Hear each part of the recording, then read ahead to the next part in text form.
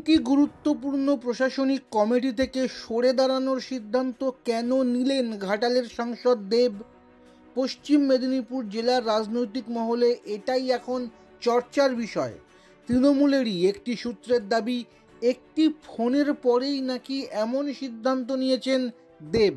লোকসভা ভোটের মুখে দেবের এমন সিদ্ধান্ত প্রশ্ন তুলে দিয়েছে, তাহলে কি ঘাটাল কেন্দ্র থেকে দলের প্রার্থী হচ্ছেন না দেব?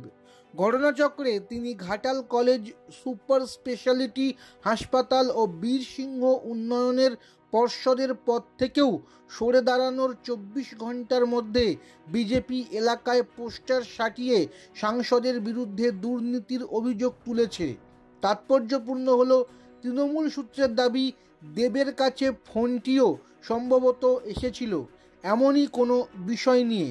তৃণমূলেরই একটি সূত্রের দাবি, পুলিশ প্রশাসন ও দলের সর্বোচ্চ মহলে দেবের অনুগামীদের বিরুদ্ধে নিয়োগ সংক্রান্ত এবং আর্থিক দুর্নীতির অভিযোগ জমা পড়েছে।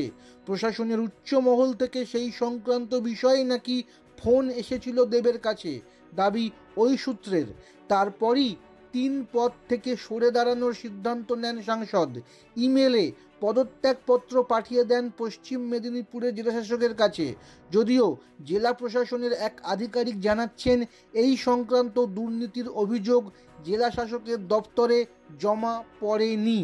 তবে ঘাটালের স্থানীয় মহলে কান পাতলে শোনা যায়, দেবের নাম করে আর্থিক প্রতারণার অভিযোগ বেশ কয়েক বছর ধরেই রয়েছে। সাংসদের নাম ব্যবহার করে নিয়োগের প্রতিশ্রুতি দেওয়ার অভিযোগও। তাছাড়া সমবায়ে নিয়ম বহির্ভূতভাবে কোটি টাকার ওপরে ঋণ নেওয়ার অভিযোগ রয়েছে সাংসদ অনুগামীর বিরুদ্ধে। সব মিলিয়ে প্রশ্ন উঠেছে, এসবের দায় কি একেবারে ঝেড়ে ফেলতে পারবেন তিনি?